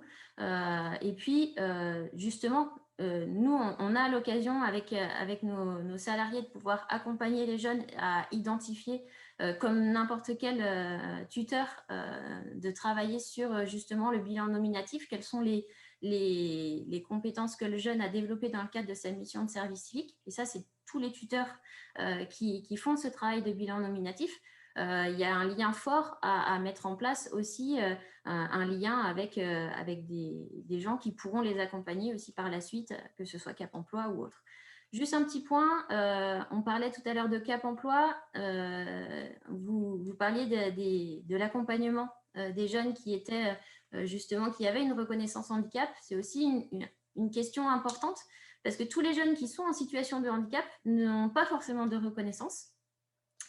Et c'est aussi important aussi de travailler avec eux, de les interpeller sur l'importance, qu'est-ce que ça peut leur apporter d'avoir cette reconnaissance handicap pour pouvoir avoir un accompagnement derrière sur l'accessibilité en termes de poste, en termes d'aide aussi possible. Donc il y a toute cette notion-là qui peut aussi rentrer en ligne de compte. Donc voilà, c'est... Merci beaucoup. Merci beaucoup pour votre intervention. Et puis, on va passer au deuxième témoignage d'expérience avec Charline sur les SMEA du Mans, donc, qui a été essaimé par, à la base, la démarche du collectif TECAP et des SMEA sur la région des Pays de la Loire et plus particulièrement sur le Mans. Allez-y, c'est à vous. Oui, bonjour. Du coup, je suis Charline Ramogé, je travaille au CMEA, Pays de la Loire, pour l'antenne Sarthe. Et donc, du coup, nous, le projet accompagnement des jeunes a débuté à partir de 2019. En Sarthe. Donc, nous, notre rôle, les CMEA, c'est en lien avec la DCS, donc la DAGES aujourd'hui, en Sarthe, c'est d'aider à la recherche des jeunes à trouver des structures pour faire leur service civique et accompagner les structures, les tuteurs, les tutrices sur accueillir un jeune en situation de handicap, faire du lien pendant toute la période de volontariat et après prendre le temps sur la fin du service civique de faire un bilan et de réfléchir à l'après avec les jeunes. Pour faire assez rapide, pour expliquer, un jeune que nous avons accueilli au CMEA en 2019-2020. Il est venu faire son service civique au CMEA alors, attendez, je reprends mes notes.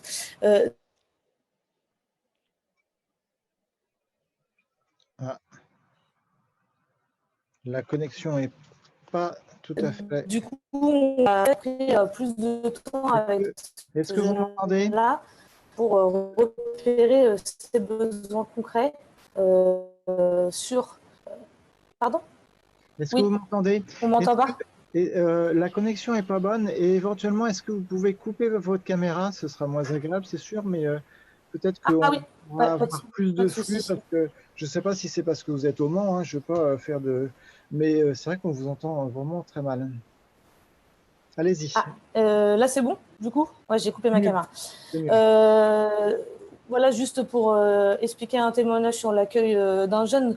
Nous, ce qu'on a mis en place au sein des CMEA, c'est plus vraiment repérer les besoins précis du jeune et d'adapter après son service civique et son temps de travail.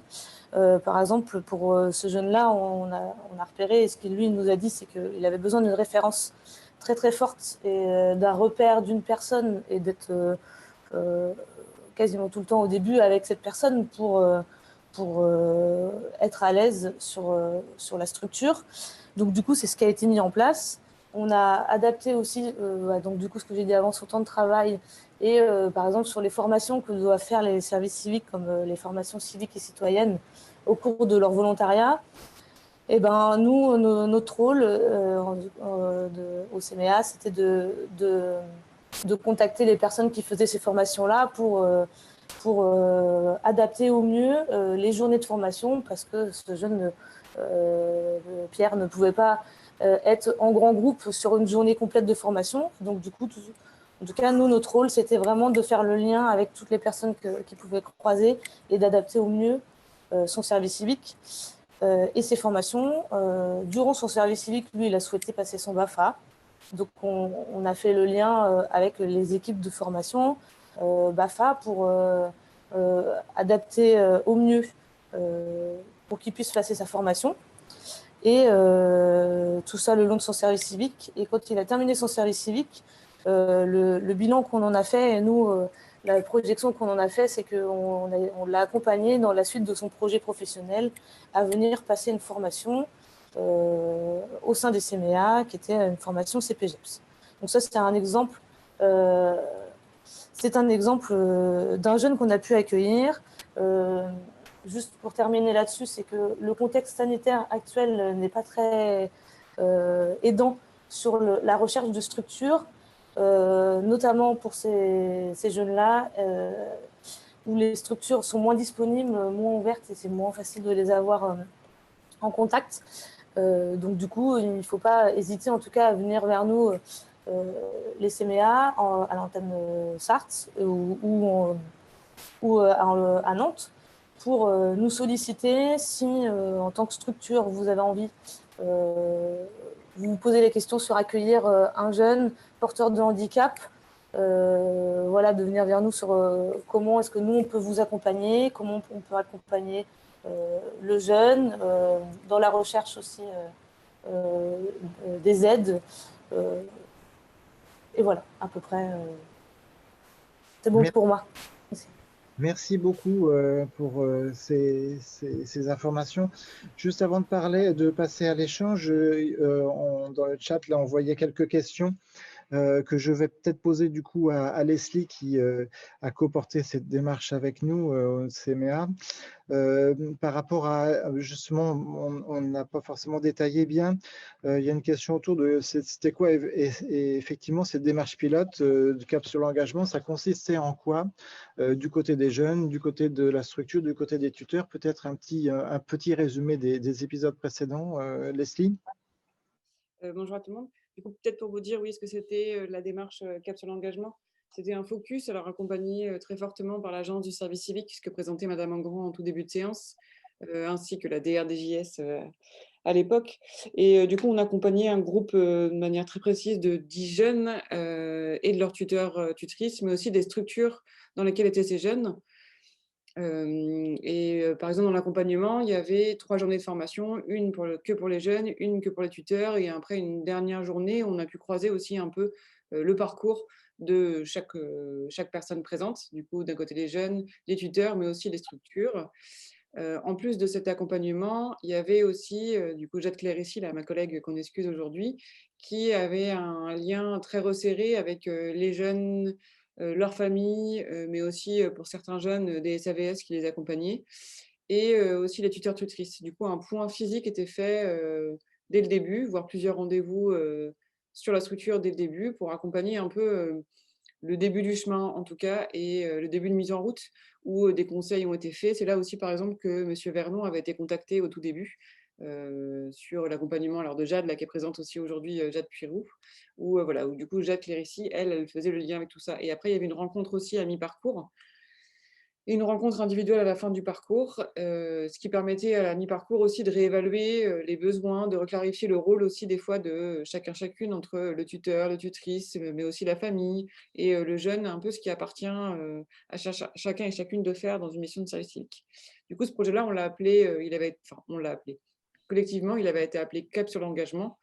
Et c'est de là, par exemple, où je voyais Karine tout à l'heure de Unicité, que je remercie d'ailleurs d'avoir partagé les vidéos, où il y a 2 vidéos qui ont été mises, l'épisode 2 et 3, qui présentent le parcours, ces journées de formation un peu de certains jeunes. Et du coup, de cette expérience-là d'1 an, où il y a eu un focus sur ce groupe-là, on avait été accompagné par une équipe de médias pour filmer, interviewer les jeunes et en faire une trace, qui est aussi un outil de com à la fin pour valoriser l'expérience des jeunes, mais aussi des fois motiver un peu les structures à accueillir. Voilà un peu pour la démarche CAP sur l'engagement. Ce qui me permettait de rebondir aussi à une question qui était posée, alors non pas dans le chat, mais quand vous êtes inscrit, il y avait la possibilité pour certaines d'entre vous de poser des questions. Enfin, pas pour certaines, pour tout le monde. Mais en tout cas, il y en a qui ont répondu à des questions sur un peu comment on fait si nous, on est prêt à accueillir comme structure, mais on ne trouve pas de jeunes. Aujourd'hui, par exemple, c'est ce qu'expliquait Charline tout à l'heure, c'est que sur certaines structures, mais aussi au collectif TCAP, on a aujourd'hui des jeunes. C'est plus trop un besoin maintenant de trouver des jeunes en situation de handicap pour faire un service civique. La difficulté, elle se retrouve aujourd'hui sur les structures qui souhaiteraient s'engager dans l'accueil de jeunes en service civique. Et que le contexte n'est pas favorable parce que dans des structures, certaines sont soit beaucoup en télétravail, soit encore en chômage partiel. Et ça se renforce là avec les dernières annonces. Et du coup, nous, on n'est pas trop partants, mais les jeunes non plus, d'être accueillis dans une structure qu'en télétravail et du coup qu'à distance, ça ne facilite pas non plus un engagement de jeunes dans une mission qui est intéressante dans leur parcours. Du coup, ça, c'est un des freins aujourd'hui qui était repéré. Et après, peut-être, j'avais une liste de questions, mais je vais me permettre d'aller interroger des personnes qu'on a entendues. Alors, je vois M. Vernon qui sourit, parce qu'il m'a autorisé au tout début à aller l'interroger. Il y avait une question, mais je crois que l'agence est partie. Ils ne sont plus sur place, mais peut-être qu'on a des statistiques. Il y avait une question sur un peu les statistiques des métiers ou des secteurs où aujourd'hui les jeunes en service civique ont été accueillis. En gros, c'est quel type de mission sur lesquelles les jeunes ont été accueillis en service civique en situation de handicap. Moi, je ne peux pas dire de manière très précise et nationale. Je pourrais peut-être le dire un peu sur Nantes, mais je n'ai pas de chiffres. Alors, l'agence est partie. Visiblement, l'agence est partie. Sur les groupes de 10 jeunes, je peux témoigner sur les 10 jeunes de la démarche CAP sur l'engagement qu'on avait accompagné. La plupart étaient, nous avions 4 jeunes sur les 10 qui étaient sur des missions type centre de loisirs, en tout cas accompagnement de public, animation de public. Alors, 3 jeunes qui étaient sur des centres de loisirs et un jeune qui était sur l'accompagnement d'une structure qui accueille des mineurs isolés. Une jeune, Jade, qui est présente aujourd'hui, qui était sur une association de codage donc qui s'appelait SynCode. Et après, dans les jeunes, on avait des jeunes aussi au collectif TCAP. Sur des missions de valorisation aussi, c'était des jeunes femmes sourdes qui, du coup, diffusaient aussi des outils, des formations, des vidéos qui étaient présentes sur le collectif. Du coup, voilà, c'est un peu en lien. Et un jeune qui était présent, donc qui est la 3e vidéo, en maison de retraite. Il y avait aussi un jeune au conseil départemental sur la question du sport. Exactement. Et je reviens là avec la question qui n'a pas été répondue, Madame Leslie Le Calvet, à propos du contenu de la formation concernant les tuteurs. Alors, elle a été partiellement répondue tout à l'heure avec Karine qui a mis des commentaires sur le chat. La formation des tuteurs, c'est aujourd'hui proposé par Unicité et la Ligue, mais il existe 2 organismes qui proposent ces formations-là. Dans les contenus de la formation, il y a tous les droits et devoirs de tous les volontaires qui sont donnés, mais il y a aussi un focus spécifique sur les jeunes en situation de handicap. Alors, ça ne donnera pas une liste. Tout à l'heure, c'était demandé pas comme ça, mais on ne dira pas pour un jeune avec des troubles du spectre autistique, il faut faire ça en face parce que ce n'est pas possible, parce qu'avant d'être un handicap, c'est bien des personnes qui ont des besoins spécifiques. Et du coup, plutôt l'accompagnement qui sera donné aux tuteurs et aux tutrices, ça sera d'aller questionner le ou la jeune directement avec les familles ou le SAVS, en tout cas les personnes qui les accompagnent, pour vraiment savoir un peu les besoins spécifiques. Donc ça, c'est ce qui peut être abordé dans les formations de tuteurs-tutrices. Et après, à côté de ces formations-là, ou en plus, je ne sais pas trop comment dire, il y a l'accompagnement qui est proposé des structures comme le collectif ou comme les CMEA en Sarthe ou comme d'autres structure, l'UFCV, là, dans le sud de la France, pour vraiment accompagner les structures à mettre en place un dispositif d'accompagnement adapté. Des fois, ce n'est pas forcément facile, on a peur de mal faire. Et du coup, on est un peu inquiet ou inquiète. Et du coup, ces organismes-là, ces structures-là, elles peuvent vous accompagner à mettre en place ces choses-là. Après, je ne sais pas si Karine, toi, tu veux compléter un peu plus sur la formation. Ouais, je veux bien. Alors, il faut savoir que la formation des tuteurs, c'est un marché. Il y a un nouvel appel d'offres qui, là, est en train de sortir à l'heure où je vous parle. Mais de fait, nous, on a déjà expérimenté à la fin de l'ancien marché, là, des formations de tuteurs dans certaines régions qui étaient vraiment spécifiquement dédiées à cette question de l'accueil de volontaires en situation de handicap sur des missions. Donc, c'est des choses qui probablement vont bientôt être mises en place ou peut-être généralisées. Donc, voilà, faut se tenir informé, mais je pense que peut-être que bientôt, il y aura des focus plus particulièrement parce que c'est aussi une demande de l'agence du service civique qui a interpellé Unicité et la Ligue notamment pour voir comment est-ce qu'on pouvait accompagner aussi les structures sur cette question particulière. Donc, il est fort possible qu'à partir de la rentrée ou 2022, il y ait ce genre de formation qui soit proposée. Merci beaucoup. Il nous reste environ un petit quart d'heure pour éventuellement des questions. Il y avait des questions qui étaient posées au moment de l'inscription. Il y avait une question sur comment est-ce une réponse pour les personnes avec handicap psychique. Et du coup, c'était une des questions qui était posée, parce que c'est vrai que c'est un handicap dont on parle peu, voire parfois les personnes handicap psychique ne se disent pas en situation de handicap, mais en souffrance psychique. Alors, je ne sais pas si c'est... En tout cas, c'est impossible, parce que dans la démarche CAP sur l'engagement, il y avait un jeune en souffrance psychique qui a été accueilli et accompagné, qui après a fait une formation longue. Et en tout cas, oui, ça peut être une réponse possible. Et après, son accompagnement, peut-être pour vous dire un peu son parcours rapidement, c'était une personne qui était accompagnée dans un GEM, un groupe d'entraide mutuelle, qui a sollicité le collectif et après, qui a sollicité le collectif et qui après, on a construit avec le GEM, ce jeune, la mission, et au fur et à mesure, en adaptant, en étant un peu pas trop présent au début, parce que du coup, d'être dans un lieu avec plein de monde, c'était pas facile. Mais en tout cas, voilà, c'est une réponse qui est possible, le service civique.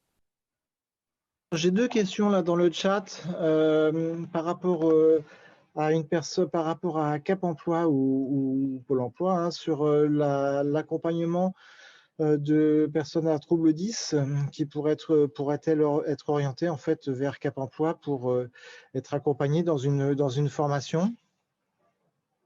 Alors, effectivement, Cap Emploi, nous, on accompagne toutes les typologies de handicap. Par contre, il faut absolument que la personne ait une RQTH, de manière à ce qu'on puisse… RQTH alors, reconnaissance de la qualité de travailleur handicapé.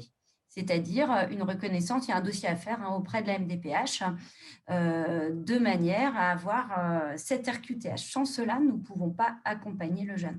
Par contre, le jeune peut s'inscrire à Pôle emploi, démarrer l'accompagnement à Pôle emploi et en parallèle faire sa démarche auprès de la MDPH. C'est vrai que pour toutes les démarches professionnelles, on a besoin de la RQTH. Même dans la mobilisation des aides, c'est très simplificateur de toutes les démarches. Et donc, c'est de se dire que finalement, un jeune qui s'oriente vers le travail en milieu ordinaire, si on peut avoir travaillé ça en amont au niveau du médico-social, on gagne beaucoup de temps derrière. Voilà. En l'occurrence, la personne qui pose la question confirme qu'effectivement, elle a la RQTH, donc elle est éligible à ce type d'accompagnement. Tout à fait. Donc, dans un premier temps, il faut que le jeune s'inscrive à Pôle emploi, comme le disait Jérôme Delumeau, soit par le 3949, soit directement sur Internet, sur le site de Pôle emploi.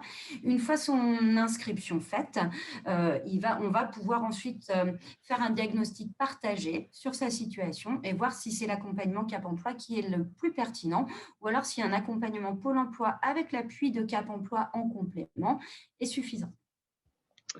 Est-ce qu'il y a d'autres questions? Alors, soit par oral comme ça, soit dans le chat, vous la mentionnez. Et puis, sinon, dans la besace de Leslie. J'avais une petite question, excusez-moi. Oui, allez-y. Alors, je travaille à l'association Culture du Cœur et on propose des formations civiques et citoyennes. Et je voulais savoir pour l'accueil de jeunes en situation de handicap, pour faire cette formation civique et citoyenne qui est obligatoire, est-ce qu'il y a des modalités particulières pour l'accueil de ces jeunes ou c'est vraiment au cas par cas? Et à qui on peut s'adresser pour le coup? Est-ce que c'est à nous en tant qu'organisme de formation ou plutôt aux jeunes? Je ne suis pas sûre de comprendre exactement la question sur comment, en gros, la question c'est comment vous vous adaptez aux jeunes, c'est ça? Oui, voilà, est-ce qu'il y a des modalités particulières pour l'accueil de ces jeunes en tant qu'organisme de formation civique et citoyenne? Non, je pense que c'est plutôt à ce que vous disiez là juste à la fin de votre propos, c'est peut-être de les jeunes, soit le jeune lui-même, il va contacter l'organisme de formation qui fait la formation civique et citoyenne et expliquer ses besoins. Soit c'est le tuteur ou la tutrice qui va vous contacter pour vous dire un peu aussi ses besoins, ce qu'explique Charline dans son exemple aussi. Et après, c'est à vous de voir aussi si vous vous sentez à l'aise ou pas à l'aise. Et si pas, c'est pas de laisser le jeune sans solution, mais de l'orienter vers Unicité ou la Ligue ou les prochaines formations civiques et citoyennes qui existent. Typiquement, j'ai un exemple concret. Hein. Alors, c'est bien dommage, mais aujourd'hui, il y a des structures physiquement dans le bâti qui ne sont pas forcément accessibles. Et même si ça devrait l'être, on le sait, mais il y a encore certains lieux qui ne le sont pas. Et pour autant qui peuvent accueillir des formations ou qui accueillent des jeunes. Donc, c'est leur envoyer aussi vers des structures où on sait que c'est possible. D'où la question de réseau, en fait, et de partenariat. Autour, c'est qu'aujourd'hui, et dans les exemples qu'on voit là, on n'en est pas tous arrivés au même point, ni aux mêmes avancées, et que c'est bien le fait de faire réseau et faire collectif ensemble qui fait que du coup, au maximum, on va trouver des solutions pour chaque jeune. Et voilà, c'est plutôt comme ça que s'est construit aussi un peu le projet au tout début, quand nous, on s'est lancé sur le territoire. Et du coup, on allait chercher aussi à droite et à gauche des structures, des professionnels dont nous, on savait qu'on n'avait pas les compétences et pas les ressources, ou qu'on n'arrivait pas à faire, ou on se cassait le nez. Et c'est là où tout le monde arrive là au fur et à mesure. D'accord, merci. Et il y avait une question qui était un point où on échangeait tout à l'heure avec Olivier, mais sur comment mieux communiquer sur le service civique auprès des jeunes en situation de handicap que nous accompagnons. J'imagine que, alors, je ne sais pas si les personnes sont encore présentes aujourd'hui, c'est des structures qui sont en lien avec des jeunes en situation de handicap. Il y a différentes manières. Il y a une qui est possible, c'est qu'en fonction des territoires, c'est possible de venir présenter le service civique à l'intérieur des structures. Alors, c'est déjà fait dans des lycées adaptés, dans des ULIS, par exemple, ou directement dans des foyers qui accueillent des jeunes. Donc ça, c'est des moyens de communication qui sont possibles. Et après, il y en a un autre qui est aussi une discussion que nous avons depuis un petit bout de temps avec l'agence de service civique, c'est la manière dont parfois sont écrites les missions de service civique sur le site de l'agence du service civique. Alors, je vois Karine qui sourit, mais parfois, quand on met une mission de service civique, et je pense le CME a compris, hein, je nous mets dedans, c'est un peu notre jargon à nous de professionnels, et c'est pas forcément clair pour des jeunes, handicap ou pas, d'ailleurs. Et du coup, on a un travail à faire un peu collectivement sur comment on écrit les missions, puisque des fois, on va marquer animer un réseau de partenaires. Nous, ça nous parle en tant que professionnels, mais pour des jeunes de 16 à 30 ans qui veulent rentrer en service civique, c'est quand même pas très clair. Alors après, du coup, les personnes, elles sont à l'aise à passer un coup de téléphone, à envoyer un mail pour donner du détail, mais on a un travail à faire sur rendre l'écriture des missions un peu plus accessible pour donner envie. Mais ça, c'est collectif, hein, je me le mettais à moi-même aussi. Mais c'est un travail que l'agence avait repéré aussi quand ils nous ont accompagnés dans la démarche sur l'engagement. C'était un travail de préconisation aussi à faire sur la manière dont on écrit les missions, dans les documents qu'on utilise, de faire attention à ce qu'on y met. Une question là qui arrive d'Alice, une association non employeur peut-elle se faire aider de Pôle emploi et Cap emploi pendant et après le volontariat de service civique? J'intègre la question. Aucune difficulté, oui. Après, ça dépend de quel est l'objet de l'accompagnement, en fait. Enfin, quel est l'accompagnement à quel objet par rapport à ce public jeune? Oui, je pense que en fait, si j'interprète un peu cette question-là, je pense que cette association n'a pas d'employés en fait dans le sens strict du terme et fonctionne avec une personne ou 2 personnes en service civique et du coup se demandait s'il était éligible à cet accompagnement vers votre structure en fait. Tout à fait. Après, c'est pas tant la structure qui porte, c'est la problématique du bénéficiaire, donc du jeune. Donc, on prendra en charge cette problématique sans aucune difficulté et on pourra éventuellement conseiller l'association si besoin était aussi. Tant sur des mesures d'aide à l'embauche ou à la pérennisation de l'emploi que sur des mesures d'accompagnement. D'accord, merci beaucoup. Et on confirme aussi à Alice que effectivement l'AAH est cumulable avec effectivement l'indemnité du service civique pendant toute sa durée. Oui, sur la dernière question qui arrive. Est-il possible de sécuriser un accès au service civique par un stage ou une immersion? Oui, c'est possible parce que ça a été l'exemple d'un des jeunes qu'on accompagnait sur la démarche CAP sur l'engagement. En fait, il est rentré en mission de service civique parce que dans le cadre de son accompagnement en IME, il avait fait un stage en immersion au sein d'une maison de retraite. Et les personnes qui l'ont accueilli au sein de l'EHPAD lui ont proposé à la suite un service civique pour continuer aussi sa formation en fait, et son immersion. En fait. Du coup, c'est possible avant et c'est plutôt aussi une manière de faire qu'on encourage, puisque ça permet aussi aux jeunes et à la structure en amont de se rencontrer au travers alors un stage, un accueil bénévole, d'une journée, d'une semaine. Du coup, c'est plutôt encouragé aussi comme démarche, ce qui permet à tout le monde aussi de discuter, de se rencontrer avant de se lancer sur des missions de volontariat en fait.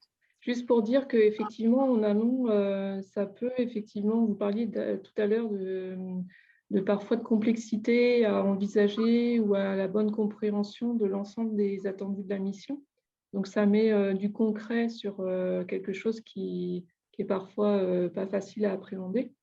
Et puis, peut-être aussi du point de vue de structure accueillante, ça peut aussi, entre guillemets, je mets bien des guillemets, c'est dédramatiser les choses, voir que l'accueil d'un volontaire en situation de handicap, eh bien, ça peut être au final aussi très simple. Peut-être il peut y avoir ces situations-là aussi. Si je peux me permettre, je dirais, moi je le préconiserais notamment quand c'est des jeunes qui ont un handicap qui va demander de préparer la mission, hein, s'il y a des aménagements à mettre en place, une organisation à mettre en place, parce que ça permet d'y réfléchir en amont. D'autre part, je dirais aussi, ça permet d'éviter de mobiliser un tas de gens, un tas de moyens pour préparer l'accueil d'un jeune. Et puis finalement, au moment où le jeune va arriver, on se rend compte que ça ne correspond pas et tout ce qu'on a fait a servi à pas grand-chose. Et malgré tout, ça peut avoir un coût aussi, un coût humain pour le temps qui aura été consacré, puis un coût financier, parce que quand on mobilise des prestataires, malheureusement, ça a un coût, bien évidemment. La seule chose, je dirais, c'est qu'il faut être quand même prudent quant au cadre juridique d'accueil du jeune, parce qu'il y a toujours un problème d'assurance, hein, c'est-à-dire qu'il faut qu'il y ait une convention à un moment donné pour s'assurer. On ne peut pas accueillir n'importe qui, n'importe comment, sans rien border, parce que le jour où il y a un accident, où il y a un problème, là, c'est le début des ennuis. Hein. C'est la seule précaution que je pointerai. Après, moi, je pense que j'y suis, on y est tous très favorables, je pense, pour border au maximum les choses, envisager les aménagements à faire, éventuellement l'organisation ou affiner un peu la mission. Par rapport à la future réforme du chômage prévue en juillet 2021, on nous demande si elle aura un impact sur l'allocation chômage à l'issue du service civique. Désolé, j'allais vous quitter, mais je réponds juste rapidement. Je ne pourrais pas non plus vous répondre précisément sur le sujet, puisqu'aujourd'hui, tout ça est encore un peu, je ne vais pas dire nébuleux, mais en tout cas, rien n'est bien précisé à ce jour, donc je ne pourrais pas vous répondre à cette heure-ci. Les éléments de réponse, on les aura malheureusement, je pense que fin juin ou tout début juillet au plus tard. Merci tout de même. Il est presque temps de nous quitter. J'ai encore une question. Combien de temps un volontaire service civique doit-il s'inscrire à Pôle emploi, Cap emploi avant son volontariat? Et comment savoir auquel des deux il doit s'inscrire? Alors, Pôle emploi. Alors, de toute façon, pour être accompagné par Cap emploi, il faut s'être inscrit à Pôle emploi avant. Donc, ça, c'est simple, on s'inscrit à Pôle emploi et en fonction du besoin du jeune et du diagnostic en regard croisé qui sera fait, il sera orienté vers Cap emploi si c'est pertinent. Ensuite, sur le délai en amont, il n'y a pas vraiment de règles, ça va dépendre des besoins de compensation du jeune. Est-ce qu'il connaît les besoins de compensation dont il a besoin? Est-ce qu'il a déjà eu des expériences professionnelles qui lui ont permis d'identifier ces besoins-là? Parce qu'effectivement, si les besoins de compensation ne sont pas identifiés en amont, il va y avoir tout un travail préalable avec le jeune pour identifier de quoi aura-t-il besoin dans une structure d'accueil, quelle qu'elle soit d'ailleurs. C'est-à-dire qu'on va d'abord faire une évaluation de ses besoins propres en lien avec ses conséquences du handicap, et puis ensuite, on va projeter ça dans un environnement donné quand on va affiner le projet. De fait, je ne peux pas vous faire une vraie réponse, en fait. Ce n'est pas un temps donné, c'est le plus en amont possible. Et puis après, on fait avec le temps qu'on a aussi. Simplement, il faut bien avoir en tête qu'effectivement, il y a cette phase d'évaluation, il peut y avoir une phase de test. Vous parliez de stage tout à l'heure, c'est vrai que quand il y a des stages, si le jeune effectivement est bien inscrit à Pôle emploi et ou accompagné par Cap emploi, il peut faire une PMSMP. Ce stage-là va permettre d'aller confronter les besoins à un environnement professionnel en immersion et de pouvoir les affiner. PMSMP, c'est l'ancienne période, de l'EMT, c'est période de mise en situation en milieu professionnel. Merci beaucoup. Milieu professionnel, oui.